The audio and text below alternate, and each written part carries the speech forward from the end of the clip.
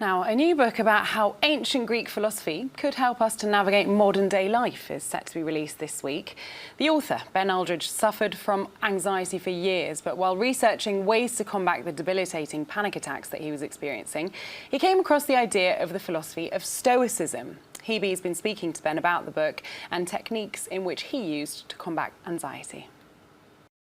So, the book is called How to Control the Uncontrollable, 10 game-changing ideas to help you think like a Stoic and build a resilient life.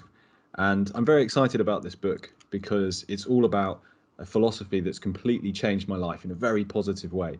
And this philosophy is Stoicism. So I'm very excited that I'm able to share these ideas with the world. Tell us a little bit more about Stoicism as a philosophy and how you came across it. So I got into all of this off the back of really bad anxiety. I started having really bad panic attacks. And the way that I dealt with this was through extensive reading. And this led me to this philosophy, Stoicism, and I found it incredibly practical.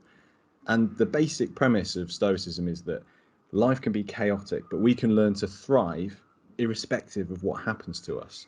So this is something that I really connected with, and it's very practical. And that's something that I really love about this particular philosophy. And in my book, there's very practical ideas that people can test out so that they can start using it to face the curveballs that life inevitably throws at us. This is my second book, so this is really a deeper exploration of the philosophy that made such a deep impact on my life. So my first book was about my journey with anxiety, whereas this one is very much about the philosophy. So it's been really fun to develop this, and I've really enjoyed writing this. It's been an absolute pleasure. And the book covers kind of coping mechanisms, doesn't it? Would you mind talking us through a few that you discuss in your book without giving too much away? Yeah, of course. So my favorite coping mechanism is called voluntary discomfort. And the idea is quite simple, that you deliberately step outside of your comfort zone as a way to build resilience. So the Stoics would do all these weird and wonderful challenges as a way to basically increase their mental resilience. So they would sleep on the floor, they would expose themselves to the cold and the heat, they would fast from food and water, and they would wear embarrassing things so they could practice overcoming shame, and they would endure very physical exercise. So we can take this idea and bring it into our lives by deliberately seeking out things that challenge us and basically attacking them and stepping outside of our comfort zones. And this is a fantastic way to build a more resilient mindset. So that's one idea that I've really connected with deeply from the philosophy. Another one, which is incredibly pragmatic, is the idea of, it's called the dichotomy of control. And basically this is a huge part of the philosophy, and it means that everything that happens to us is pretty much outside of our control. We have very little influence on what's going on with these external events, but we can choose how we respond to them. And that's how we get our power back. Whenever we face a setback or a challenging situation, if we focus on how we respond to it, this can have a huge impact on everything. The famous Stoic philosopher Epictetus says, it's not what happens to us, but how we respond to it that matters. And I love this idea, and I think it can be very, very pragmatic, and it can help us in many different walks of life. So I really explore this one a lot in the book. Sure. You mentioned something called the banana walk in the press release. Tell us a bit more about what that is. So this is inspired by the Stoics, and there was a Roman Stoic called Cato who would deliberately embarrass himself as a way to help him overcome his internal negative dialogue and to learn how to deal with judgment of others. And so he would wear unusual things, and he would turn up to an important meeting wearing something ridiculous.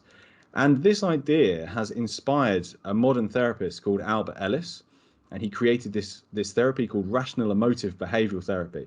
And he had a great sense of humor, and he was inspired by the Stoics, and he created this concept called the banana walk, where you take a banana, you wrap a piece of string around it, and then you go for a walk in a very busy public space as a way to deliberately embarrass yourself and to feel foolish and to feel uncomfortable. People will point at you and laugh at you, and you have to overcome that. And this is a wonderful exercise. It's a very Stoic exercise, and I've had a lot of fun doing this. I've done this all through central London, and the reactions are quite hilarious. And I definitely am very conscious of what's going on in my mind while I'm trying to work through this. So people can have a lot of fun with this. And there's a lot of exercises like this in the book that are getting people to try unusual things and test themselves in interesting ways. Tell us who your target audience for this would be. I mean, there's been a huge amount of shift in terms of mental health during the pandemic and lockdowns. Who do you think is going to benefit from this the most, and what are you hoping they're going to take away from the book? So I think this is a very broadly pitched book because I feel that we all have to face adversity in our lives, and that's really the key thing. How do we manage difficulty? How do we manage the curveballs? What philosophy can teach us is that life can be chaotic and we shouldn't expect it to not throw curveballs at us, but we can learn to prepare. And I think that's really the key. So I think so many people will be able to benefit from this. These ideas I wish I had earlier in my life, because I started experiencing this really bad anxiety and I didn't have anything in place to help me. And the thing is, you don't have to just be someone in an anxious space to benefit from this philosophy. I think it's something that can help all of us. Well, there you have it. That was Ben, and his book is out on Thursday.